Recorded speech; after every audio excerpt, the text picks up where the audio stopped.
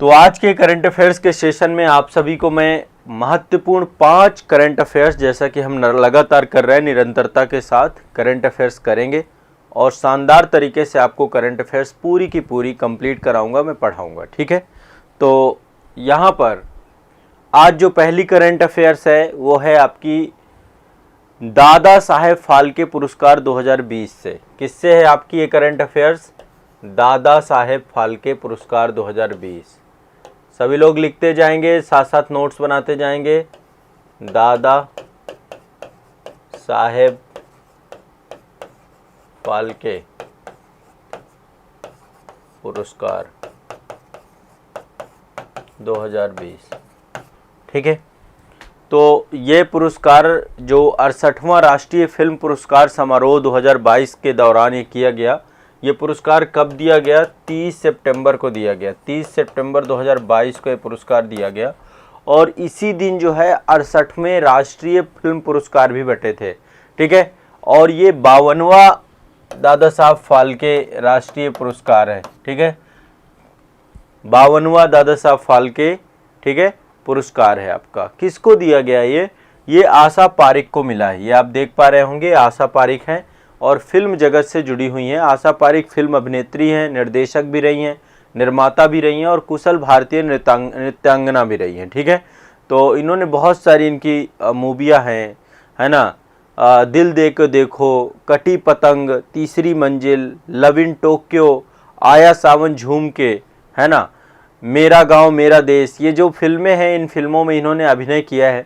1992 में इनको पद्मश्री मिला था।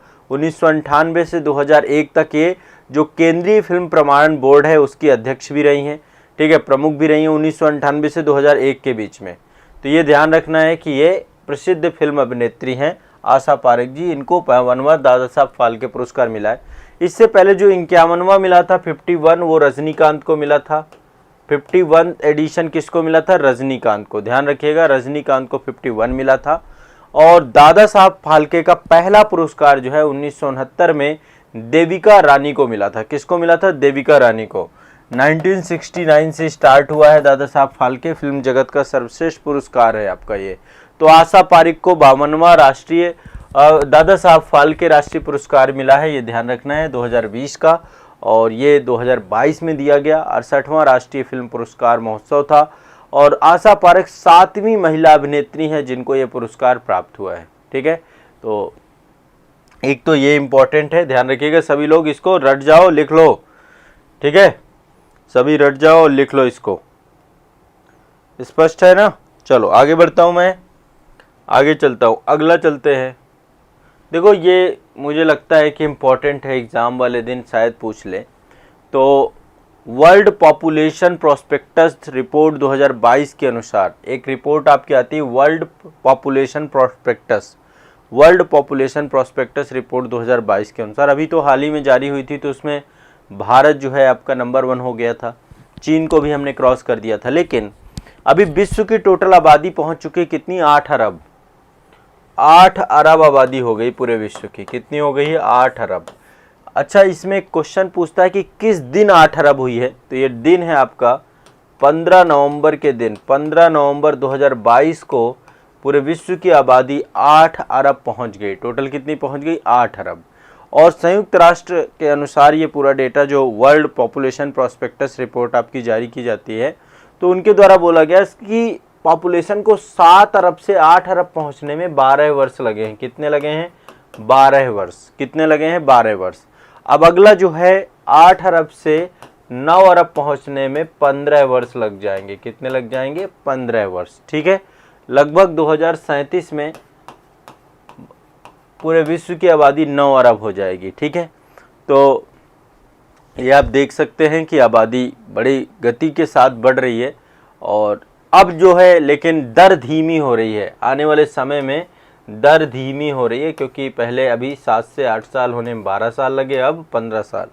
ठीक है, तो ये आपको ध्यान रखना है, ये डेट याद रखनी है। 15 नवंबर 2022 क्या है आपका? ये डे ऑफ 8 बिलियन।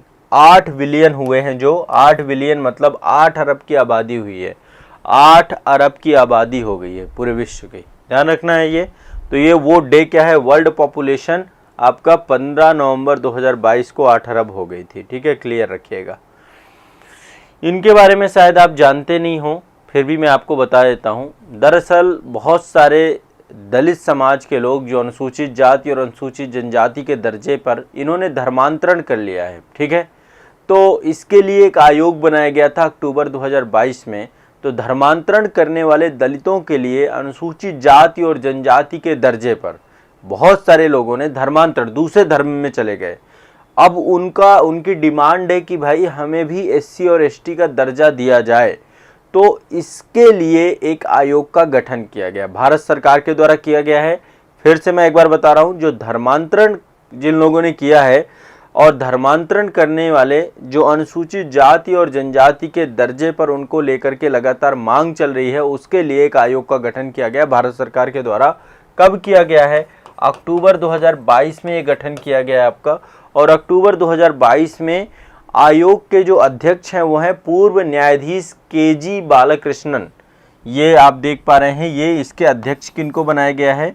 अध्यक्ष हैं ये पूर्व न्यायाधीश हैं। ठीक है, केजी बालकृष्णन।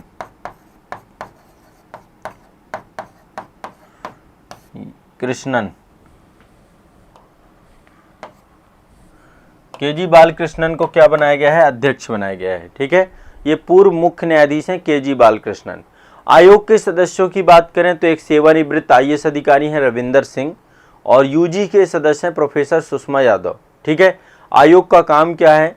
अध्ययन करना है कि जो दलित वर्ग है ना, ये हिंदू सिख बौद्ध धर्म के अतिरिक्त मतलब अन्य कोई भी धर्म यदि अपनाते हैं तो इनको क्या आरक्षण का लाभ मिलेगा या नहीं मिलेगा। तो बहुत सारा वर्ग जो है वो हिंदू धर्म का, सिख धर्म का, बौद्ध धर्म का जो है दूसरे वर्गों में क्या हो चुका है? धर्मांतरण कर चुका है।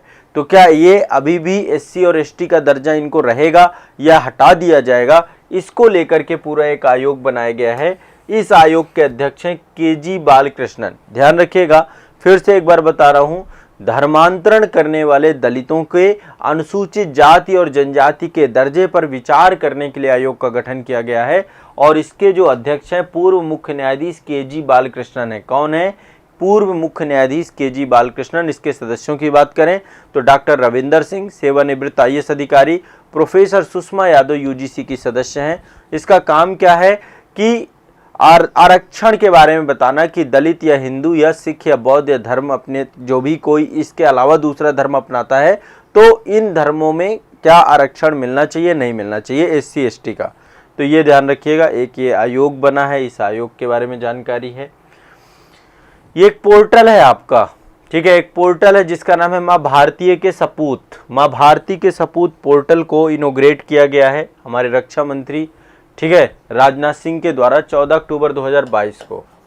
अब आपको पता है सेना से जुड़ा होगा, रक्षा मंत्री कर रहे हैं, नाम भी है माँ भारती के सपूत। तो नई दिल्ली में इसको इनोग्रेट किया गया। और ये आपका सेना में जो सशस्त्र सेना है, सशस्त्र सेना के जवान हैं, यदि युद्ध में हताहत होते हैं तो उनके लिए क्या बनाया गया? कल्याण कोष बनाया गया है कि यहाँ पर लोग योगदान कर सकते हैं।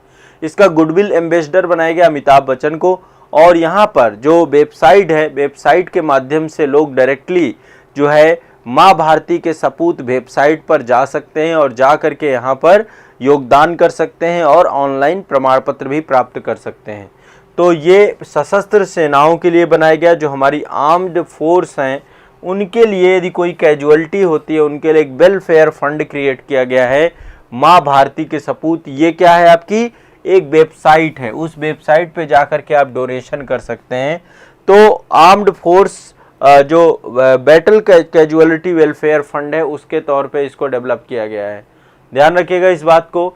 सशस्त्र सेना में युद्ध हताहत कल्याण कोष इसको बोल सकते हैं। सशस्त्र सेना युद्ध हताहत कल्याण कोष के तौर पे हम इसको जानते हैं, माँ भारती के सपूत। सभी लोग लिखते जाएं, ठीक है, सभी लोग लिखते जाएं। चलिए आगे बढ़ते हैं। नेक्स्ट अगला है, अब देखिए कुछ मैं राष्ट्रीय और अंतर्राष्ट्रीय दिवस ये भी आपको करवा देता हूं, है ना। आपने ये वाला टॉपिक कुछ किया नहीं है तो धीरे धीरे, मतलब एक साथ तो मैं सारे नहीं कराऊंगा, बट आपको कुछ राष्ट्रीय और अंतर्राष्ट्रीय दिवस आपको बता दूंगा ताकि आपके दिमाग में याद होने चालू हो जाए। ठीक है, तो एक तो पहला दिवस है आपका, ये आप देख सकते हैं, ये है विश्व विरासत दिवस।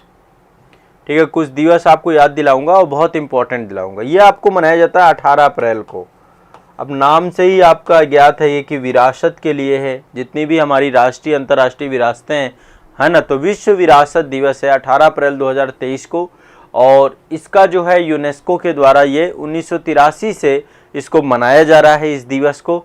और यूनेस्को के द्वारा जो विश्व विरासत सूची है उसमें भारत के 40 स्थल अभी सम्मिलित हैं। भारत के कितने स्थल सम्मिलित हैं? 40 स्थल विश्व विरासत सूची में जो यूनेस्को की है, ठीक है। तो ये आपको ध्यान रखना है, विश्व विरासत दिवस 2023 या कोई भी कभी हो, ये तो 2023 की बात कर रहे हैं हम लोग, ठीक है। तो विश्व विरासत दिवस आपका जो है ये आपका कब मनाया जा रहा है? ये मनाया जा रहा है, ये ध्यान रखना है, ये मनाया जा रहा है 2023 का 18 अप्रैल 2023 को, ठीक है। सभी को क्लियर है?